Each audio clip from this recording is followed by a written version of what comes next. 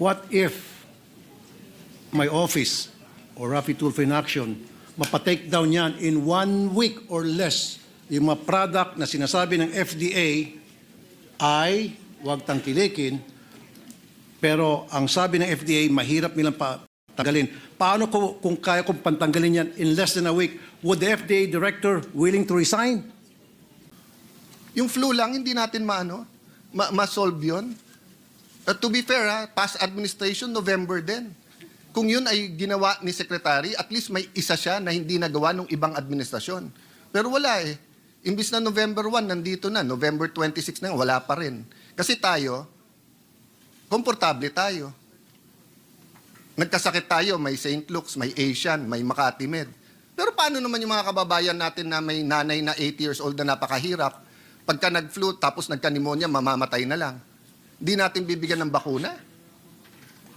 It's just unacceptable, Mr. President. Gusto ko po hain ng challenge sa FDA for the second time kasi noong October 1st, nagbigay ako ng challenge sa FDA and this is the second challenge I'll give FDA. What if my office or Rafi Tulfo in Action mapatake down yan in 1 week or less yung mga product na sinasabi ng FDA ay huwag tangkilikin, pero ang sabi ng FDA, mahirap nilang tanggalin. Paano kung kaya kong pantanggalin yan in less than a week? Would the FDA director willing to resign?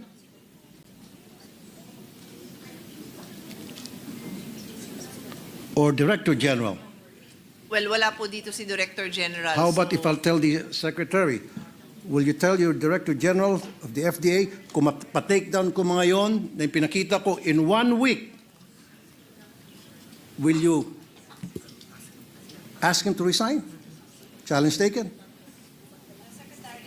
Secretary said Kasi yes. lumilitaw na inutil po yung Director General. Kaya nga po paulit-ulit napapalitan po yung mga Director General ng FDA. In fact, I was one of the reason many years ago na napatanggal ko ang isang FDA Director dahil for this same problem, Mr. President, because of the corruption, rampant corruption dyan po sa nangyari sa FDA. Mr. President, so with the Secretary, would agree with me na kapag napatake down ko po yan, na sila hindi lang kayang patake down for 11 years, kung mapatake down ko yan in 1 week, can the Secretary ask the FDA Director General to resign? Dahil inutil siya. Sumagot na po ng yes si Yes. Secretary, Mr. Thank you. President. Thank you very much. Thank you. Sobrang thank you. Okay. Now, May question po ako. Kasama po yung holiday. Kasi November 30. Mabuti ng maayos kasi baka ako mag-mediator okay, dito. less holiday. Less po ng holiday. Wala, working days lang. Okay. Sige. Yung Working Pasay days Day. Kasi tayo holiday, Pasay Day, sila hindi. Papatawa lang po ako. Thank you, Mr. President. Basta't working days na lang. Kasi yung Shopee hindi naman sa Pasay, Mr. President. Tsaka yung FDA nasa Alabang. Nasa Alabang po, Mr. President. Okay, thank you, Madam Sponsor. Thank you, Mr. President, for that. I have a few more questions. Magkano po yung budget ng FDA, Mr. President?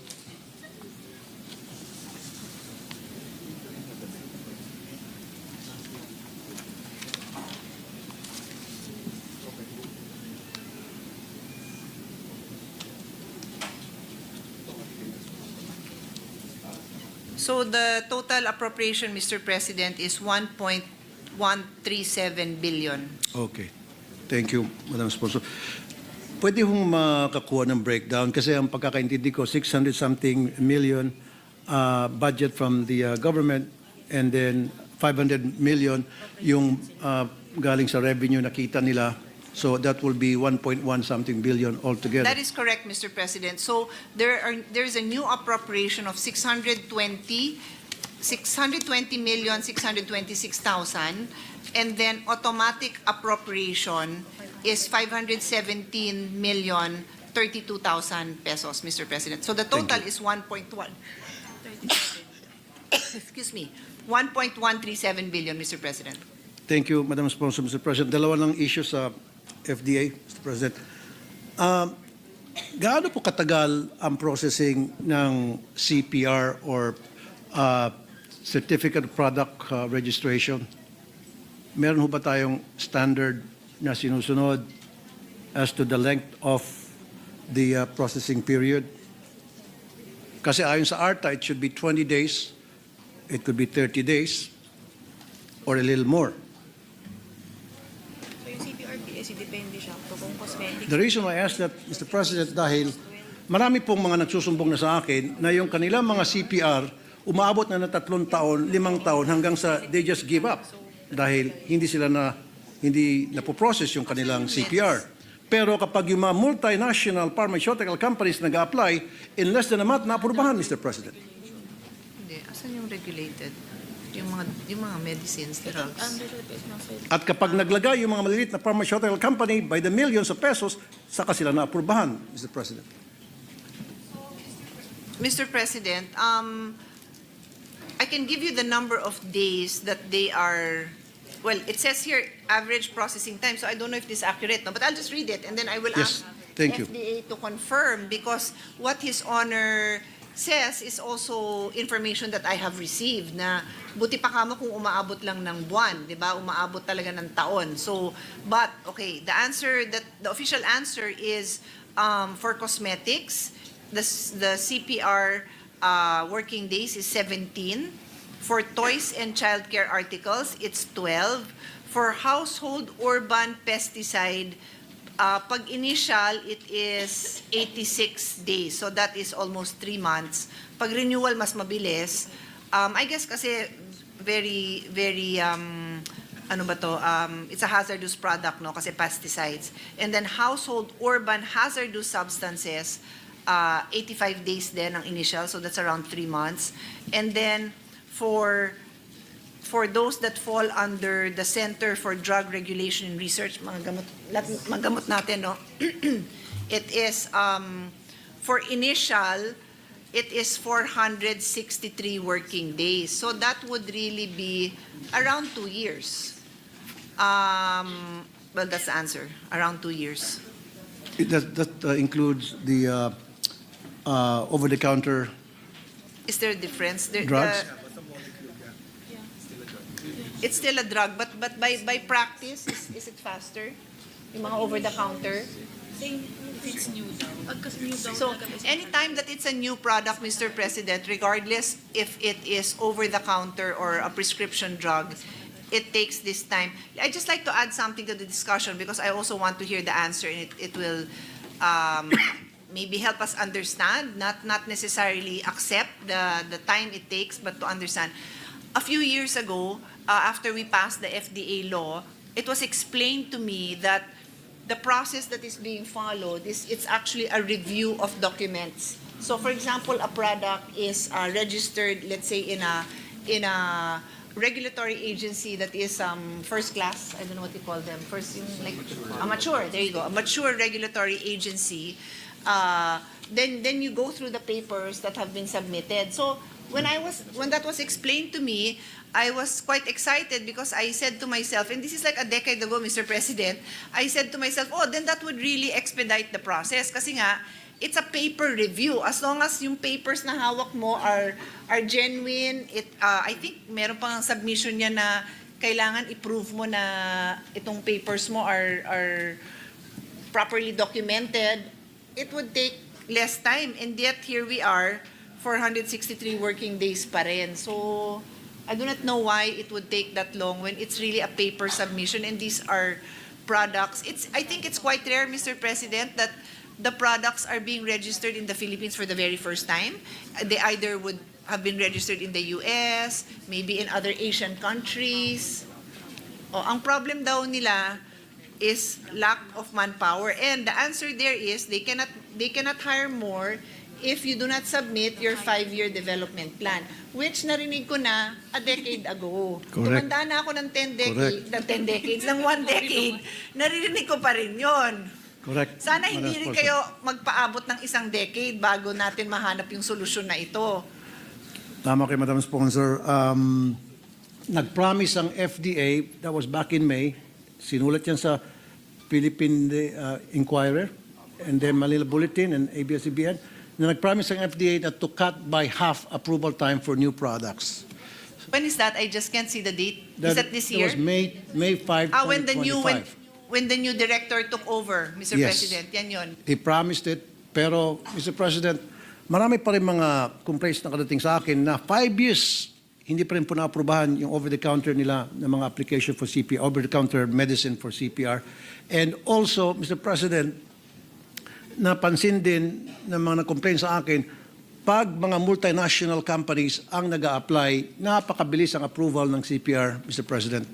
Pero pag malilit na pharmaceutical companies, ang tagal, ang bagal, at kailangan magbraswan pa. And if necessary, kailangan magkaroon pa ng lagayan, Mr. President. In fact, I'll tell you a story, Mr. President, Madam Sponsor. Merong isang FDA, mataas na official, kinailangan mabigyan pa ng 20 babae at 10 milyong piso bago makaprubahan yung isang produkto.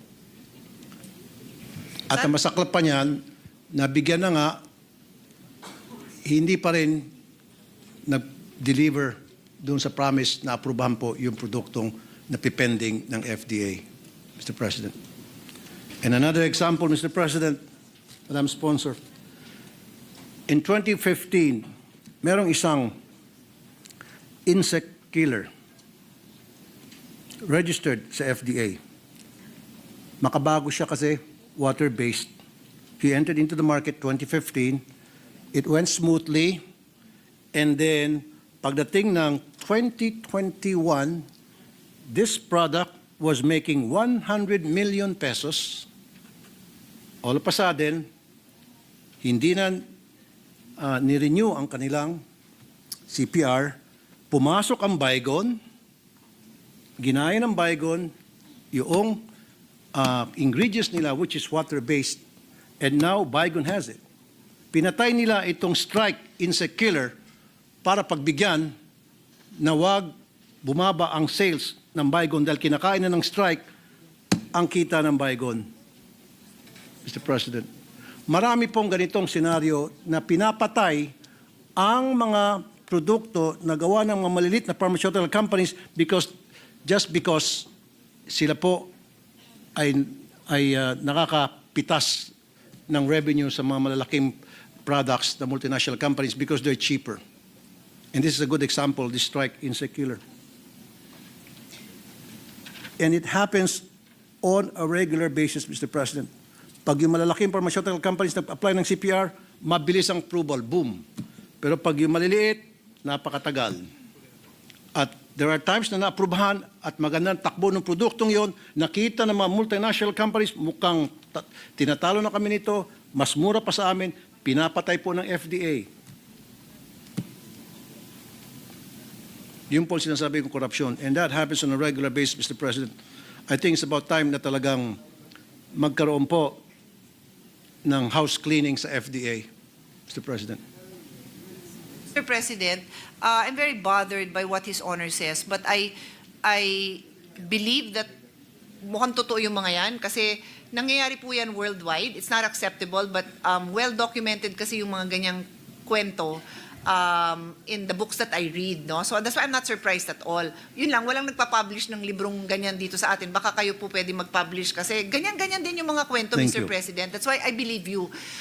Baka in our own little way, what we can do together is pag may narinig kayong report na gano'n, I would be happy to assist and tawagan natin, monitor natin, di ba? Para kung not kung, kasi mukha talagang may gumagawa ng kalokohan, kung kaya natin ma-prevent na mangyari yun dahil natitrace natin na o ganitong araw binigay, di pa rin lumalabas, o ganitong araw hinarang, ano yung basis, I would be it would be an honor, Mr. President, for me to help follow up on these cases. Kasi I'm also an entrepreneur and I feel so bad that these hardworking owners of these small companies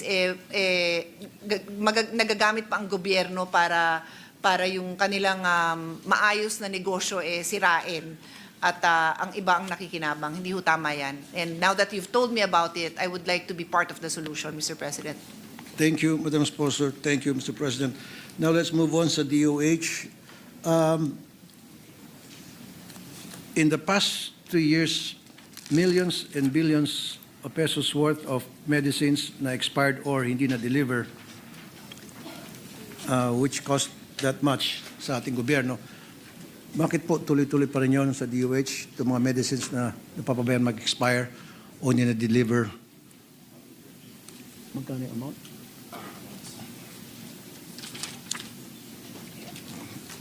Until the next page. Hindi, saan yung mga amount? Yung per year amount. Ito. Amount, sir. Wasted amounts. 2018 was 18.5 million, 2019, 2.2 billion, 2020, 95 billion, 2021, 85 million, 2022, 7.4 billion, 2023, 11 billion. So these are medicines that expired or nearly expired drugs and medicines.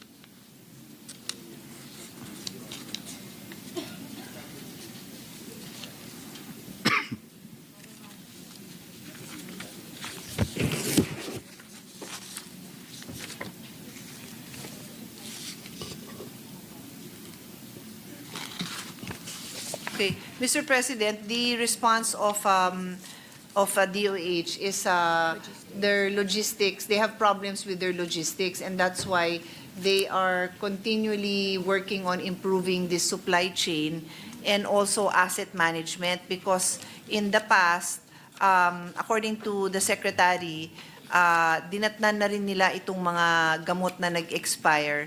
And the practice is they will order at a certain point, nire-repeat lang nila yung order. So they need to improve their asset management so that they can order more efficiently. But ako na rin magdadagdag ng problem natin, kasi ang problem naman, and I don't know if this is a separate issue, Mr. Secretary, na meron namang gamot na kinukulang, na hindi nakakarating. Di ba? I think in the last, kasi this is a part 2 already of our budget defense, may nagtanong na rin kung bakit yung mga, I think it's a Senate President, on the vaccines, no, that were not available. Yeah. So either nauubos or hindi available. So really I have to improve on the management of these products, kasi we don't want it to happen either way. I know, and I've always defended the budget of DOH, na there's a certain minimum percentage that they are allowed to have in excess. Kasi nga, you have to have that available para nabibigay nyo in a timely manner dun sa mga lugar na nangangailangan. So for example, in times of calamity, di ba yung leptospirosis, umaakyat. So you want to have that readily available as stockpile. Pero hindi nga pwedeng sobra-sobra na naiipit dun yung pera ng pera ng tao dun sa gamot na yon. Hindi naman pwedeng kulang na wala naman tayong ma-deliver. So as the Secretary said, it's asset management. Kasi meron din di pa rin natatandaan yung sa supplier kapag malapit na siya mag-expire 6 months, pero Oo. Meron din practice, Mr. President, na na-report ko na, kasi pang-6 na taon ko na itong dinidefend ang budget ng DOH. Meron silang guarantee letter with the suppliers to replace the products if 6 months na lang ang shelf life. So that would ensure that ito yung mga LGU, yung mga ospital, that they have fresh supplies. May ganun ding practice, Mr. President, based on an AO issued in 2019. Sir President, with the permission of Senator Tulfo, may I, Yes. Madam Chair, may I just interject just one statement or one question? Ngayon lang. Okay lang, ahead. sir. Yeah. With the permission of the chairperson, Senator Alan Cayetano, so recognized. Permission granted. Madam Chair, you said either kulang or what yung vaccine? So no, I was saying that the issue raised by Senator Tulfo is on expired medicines na hindi nagagamit. So sayang, di ba? Sayang ang pera ng tao. Tapos sabi ko, in the previous budget defense just last week, meron namang si Senate President asked naman about yung supplies naman na kulang. So I was saying that it's two issues on the different side of the coin, di ba? Yung on the one hand, may gamot na kulang, nauubusan, hindi ma-deliver sa tao. on the other hand, there are other medicines na sobra-sobra at nasasayang And that ang is pera. the answer of the DOH. It's not my answer, it's the answer of Yes. DOH. So let me just say, for the record, it's completely wrong. And they are, I'm not allowed to say bini-BS tayo, no? Because you talk to all the mayors, and I'm married to a mayor, they're either late, kulang, or malapit na mag-expire. All around the world, ang flu vaccine, lalo sa matatanda, ay binibigay ng March at April. Even assuming na naganggaling pa sa Western countries yung flu vaccines ng March or April, sabihin mo nang dumating dito ng August or July, ngayon po, November 26, wala pa ho silang vaccine for flu. And it expires on December 31. Yung mga matatanda na iba, ayaw na nila ng flu vaccine ng November late. Ngayon, late na late. Secondly, doon sa routine vaccine that you fought for, Madam Chair, that you fought for, ever since Secretary Herbosa took over, it's late or kulang. Wala talaga, hindi dumadating. Wag nila sabihin may sobra and ibang issue yon. And etong problema, Senator Tulfo, thank you for this time. Yung parents, ayaw nang pabukunahan yung ibang anak kasi nagdi-deliver sila 1 month na lang, expired na eh. Paano nangyari yon? Pumunta ka sa private doctor, 2, 3, 4 years yung expiration ng ibang vaccines. I'm not talking about the flu, I'm talking about the routine. So in my time, I don't want to take the time of Senator Risa and Senator Tulfo. We'll go into that, Madam Chair. Pero, you know, sabihin na nila kung anong problema, kung bakit, 2 years na eh. 2 years na, parating late. If you want, patuloy natin to tomorrow, let's randomly call 10 mayors and 10 governors. They'll tell you all the same thing. The DOH is not delivering enough. Tapos pag nag-deliver late, tapos pag nag-deliver, ready to expire na ito. Can you imagine last year, maraming hindi na bakunahan, tapos na yung pandemic. Nung pandemic nga, gumawa ng paraan eh. Na kahit na naka-lockdown, nagkakagulo yung mga health, yung mga experts natin kung paanong ituloy yung bakuna. Pero last year, nandyan lahat ng pera, lahat ng bakuna nandyan, hindi nila ma-deliver. Panay excuses eh. Madam Chair, last point. Hindi pwedeng bumili ang LGU eh. So wala silang choice. Ibigay na lang ng DOH yung pera sa LGU, sila bibili. Maraming vaccine nung yung routine sa mga bata, hindi pwede. So, Mr. Chair, sorry, Senator Tulfo, alam mo naman respeto ko sa iyo at never ako nag-i-interrupt. Pero That's okay. yung ganong klaseng sagot ng DOH, wag tayo magbuluhan dito.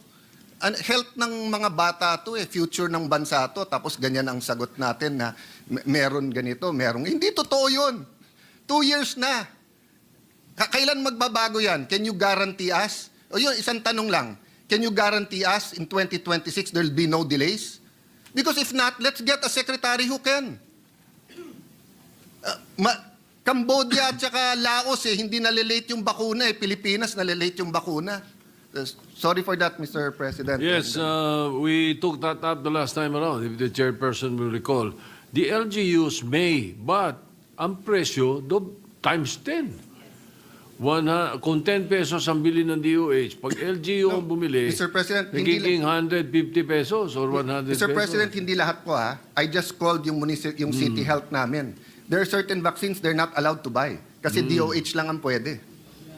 Yeah, anyway, doon man sa pwede, mas mahal, kaya hindi sila pwede. Okay, Go ahead. can I give a quick response, no? Go ahead, Mr. President.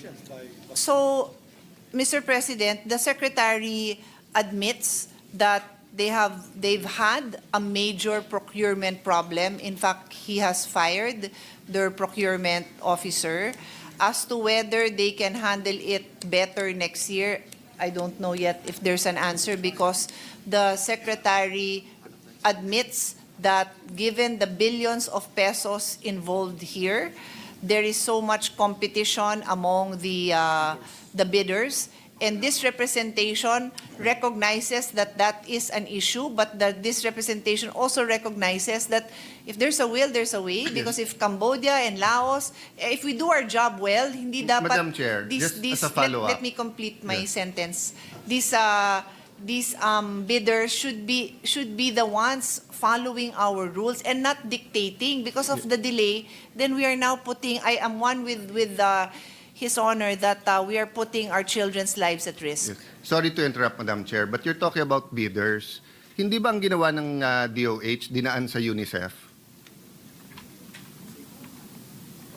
Di ba ang procurement nyo ng vaccines ng routine dinaan nyo sa UNICEF? According to the Secretary, before it was, and this representation also Oh. remembers, before, like for example, the hepatitis what's B before, vaccine Madam was Chair? passed Last year. through UNICEF. Pero now, according to the Secretary, mga 10 years ago pa daw, that, according to the Secretary, nung USEC pa siya, sandali, I am receiving So last conflicting year- information. Hold on, Yeah. hold on. Di ba? Dinaan nila sa UNICEF.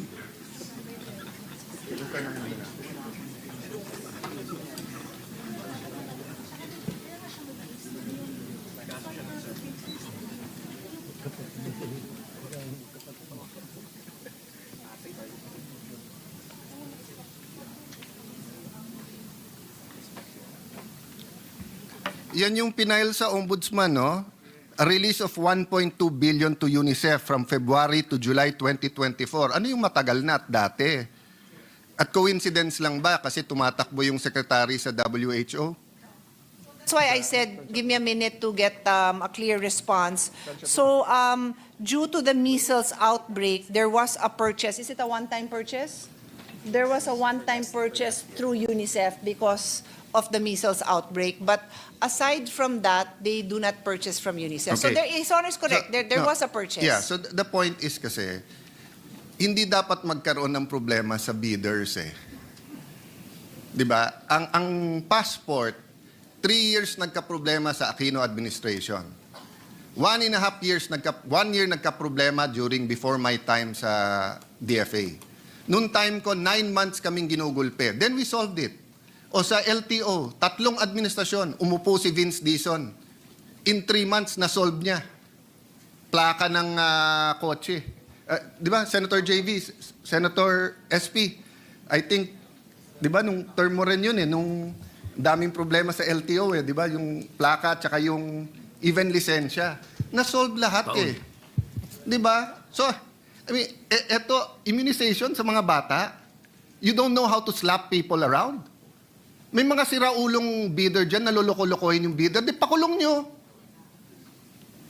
You cannot, sorry Senator Tulfo, usually ako malamig uno, ikaw mainit ulo, pero you cannot guarantee, I'm not talking to you, my dear ate, I'm talking to the DOH family and the secretary. Atin si Senator Tulfo sa podium.